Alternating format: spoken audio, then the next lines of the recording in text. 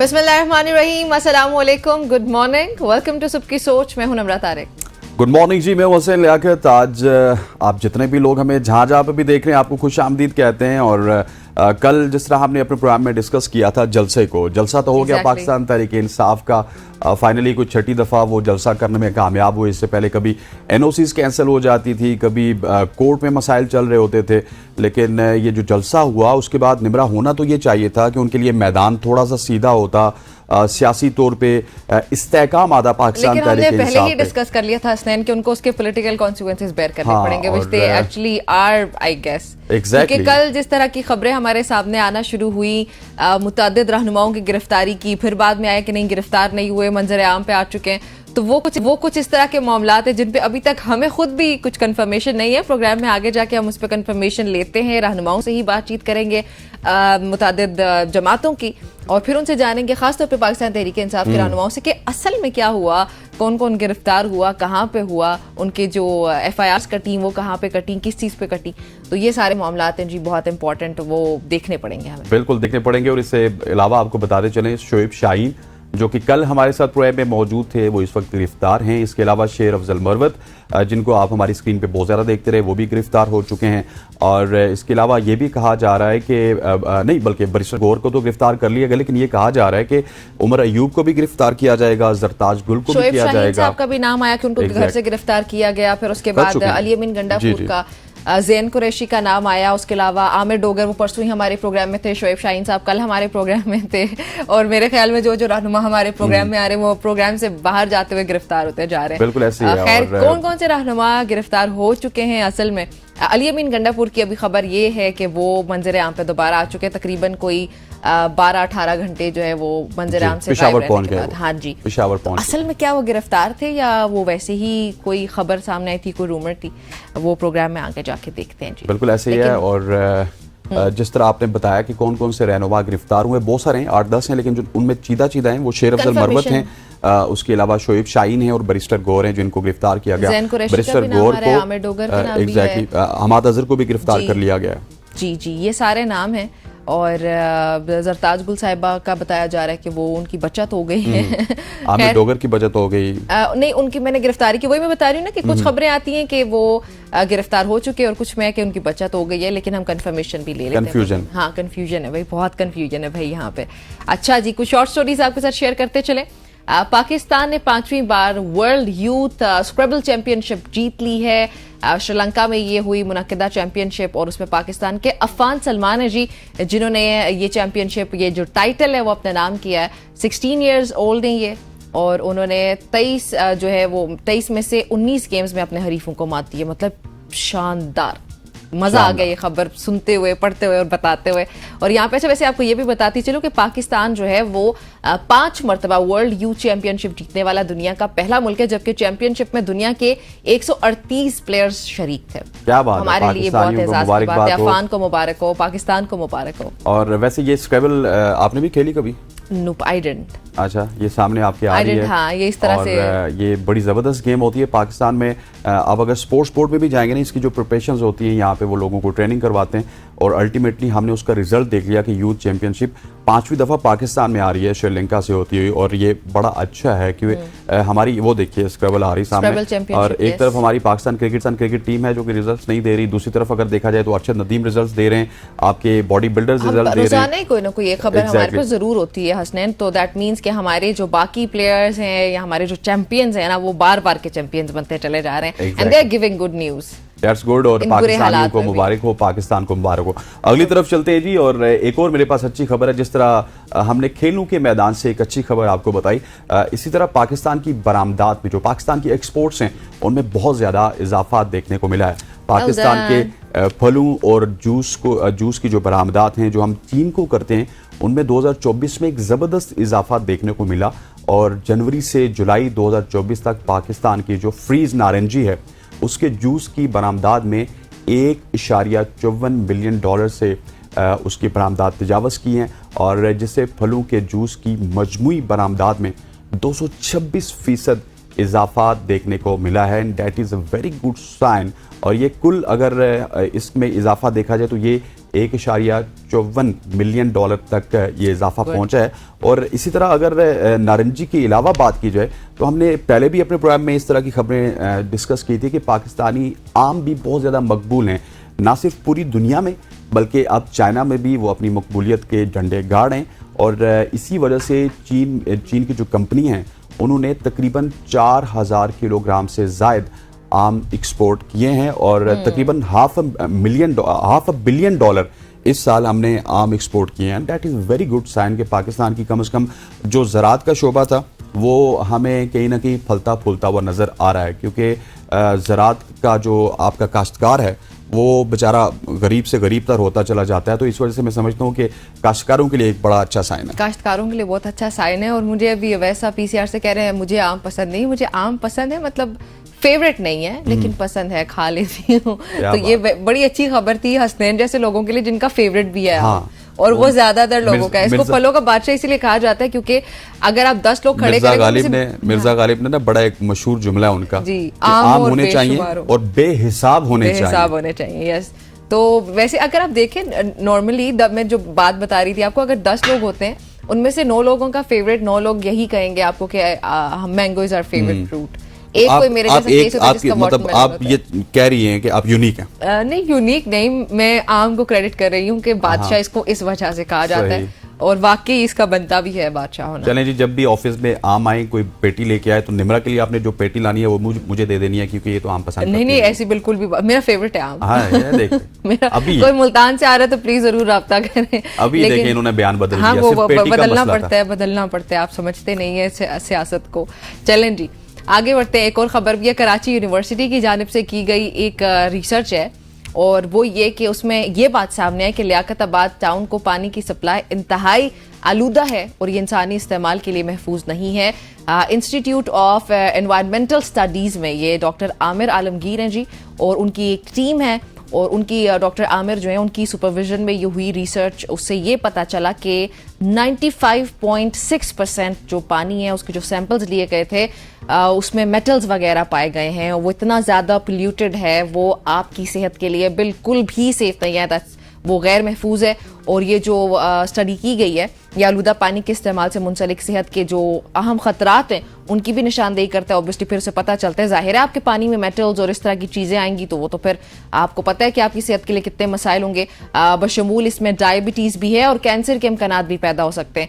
और ये जो मुताला है वो आलूदा पानी के इस्तेमाल से मुंसलिक सेहत के ये तमाम तर खतरात को कवर कर रहा है, उनकी निशानदेही कर रहा है और इनके बारे में बता रहा है आपको डिटेल से। That is very unfortunate. ये देख लें, आपने बताया कि अच्छा ये किसी खास मखसूस इलाके के पानी की इन्होंने रिसर्च की है। मेरे हिसाब से तो पूरे पाकिस्तान की कर बैठे तो फिर तो बहुत सारी इंकशाफात हमारे सामने आएंगे।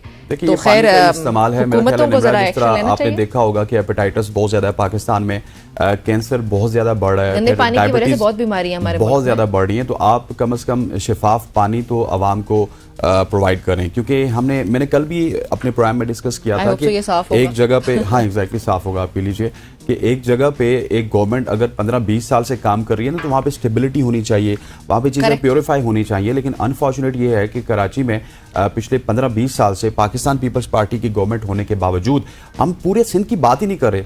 आप कराची के मसाइल को काबू नहीं कर रहे, और वो भी ऐसे मसाइल, पानी के मसाइल, हॉस्पिटल के मसाइल, गलियों के मसाइल, नालों के मसाइल, बारिशों में पानी आने के मसाइल, इस तरह के मसाइल को तो कम से कम आपको काबू करना चाहिए। आपके पास पीने का पानी नहीं है। और फिर देखें आप ये एक सैंपल को आप ले लें, ये जो इन्होंने रिसर्च की है, जो इसमें वाटर सैंपल्स इन्होंने यूज़ किए हैं वो क्लियरली बता रहे हैं कि क्या हालात है पानी के, और ये अवाम पीते हैं। उसके बाद फिर हर दूसरे रोज़ हमारा कोई हर दूसरा शख्स जो है वो कैंसर का शिकार हो रहा है। डायबिटीज़ इतना कॉमन हो चुका है, उसके अलावा जो दीगर बीमारियां हैं वो सब बीमारियां बहुत ज़्यादा कॉमन हो चुकी हैं। बिल्कुल, और दैट इज वेरी अनफॉर्चुनेट, बहुत मसले वाली बात है। लेकिन कोई और स्टोरी आपको आगे बढ़ते हैं और एक और खबर आपको देते हैं जिसमें मैं आपको कहूंगा खबरदार हो जाइए, होशियार हो जाइए। खबरदार होशियार आपको नहीं कहूंगा, सबको कहूंगा, क्योंकि पाकिस्तान में हमने देखा है जाली व्हाट्सएप अकाउंट से बहुत से लोगों को बेवकूफ बनाया जाता है, करोड़ों रुपए का लोगों का नुकसान होता है। और बेसिकली किया जाता है,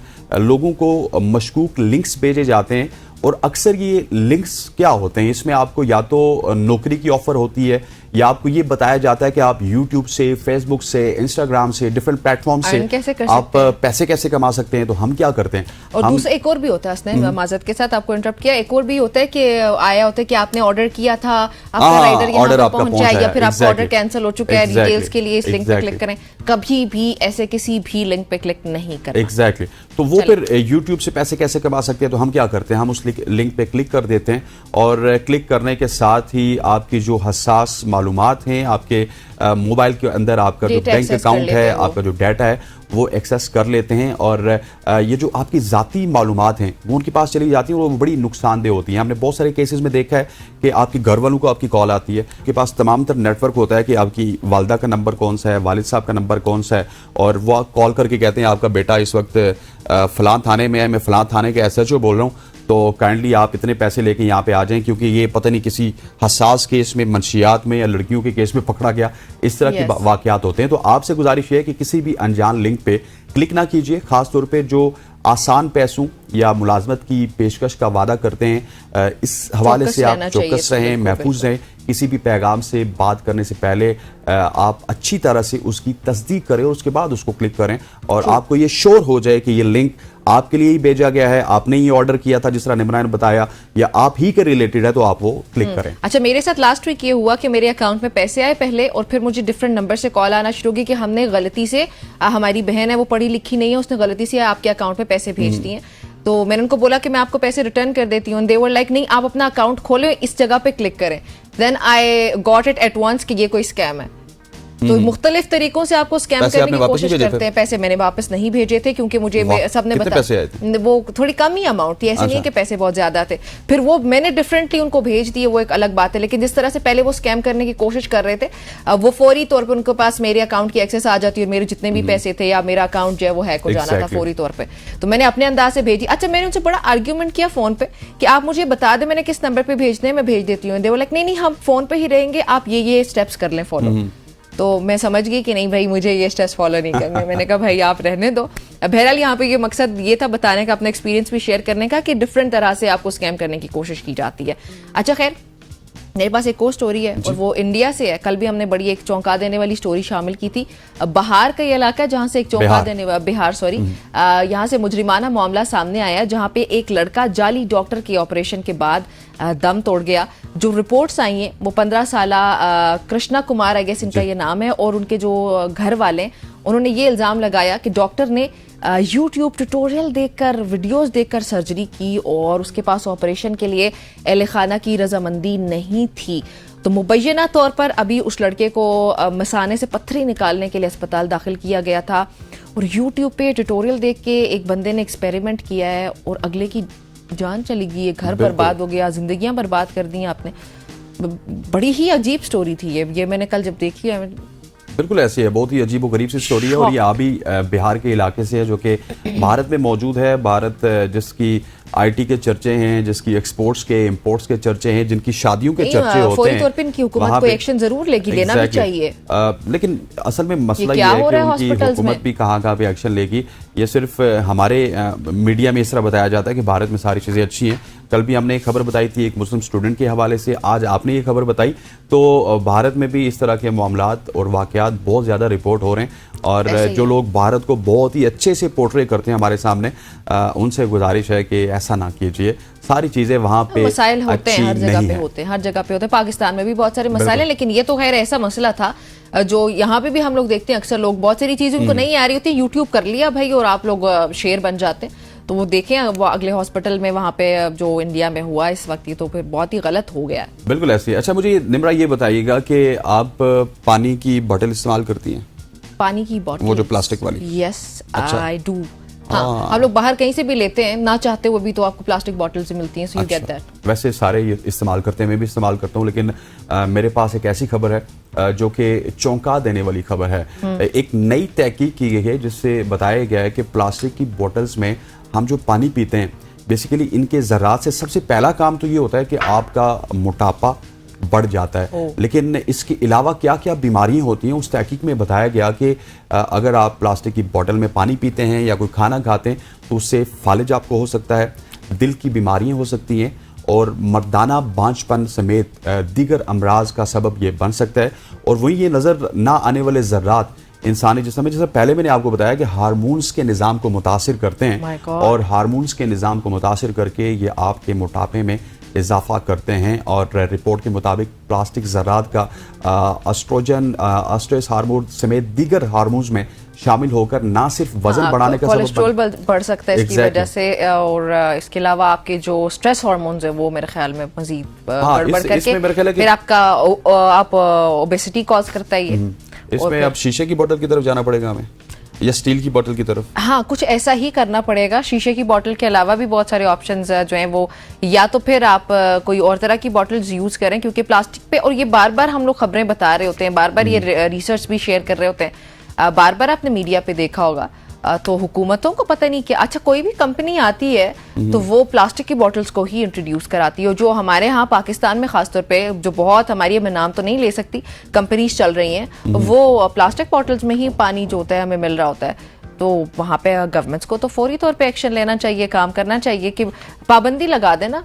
चले, हम तो ये वादा कर लेते हैं कि हम प्लास्टिक की बोतल यूज नहीं करेंगे। हमारे पास कुछ होना क्या चाहिए। आप कमिट करती हैं कि आप आइंदा प्लास्टिक की बोतल यूज नहीं करेंगे? I will try my best। हम शीशे की बोतल यूज करेंगे या मिट्टी का बर्तन यूज करेंगे, कोशिश ही होगी। अच्छा, वैसे स्टील के जो हमारे पुराने जमाने में अम्मा अब्बा लोग जिस तरह बर्तन इस्तेमाल किया करते थे, या मिट्टी के बर्तन होते थे या स्टील के, वो बड़े फायदेमंद थे। तो I think we should be switching to that, ताकि जो हमारी सेहत के मसाइल इन सब चीजों की वजह से बन रहे, जो हमें पता ही नहीं, जिनको हम आसानी समझ रहे हैं, वो हमारे लिए इतने बड़े बड़े मसाइल बना रहे हैं। तो इन सब चीजों को अवॉइड करना पड़ेगा और रिवायती अंदाज में जरा शिफ्ट करना पड़ेगा। बिल्कुल ऐसे यहाँ पे क्या करने जा रहे हैं? यहाँ पर वक्त हुआ चाहता है एक शॉर्ट सी कमर्शियल ब्रेक का, ब्रेक लेते हैं, वापस आते हैं। Stay with us.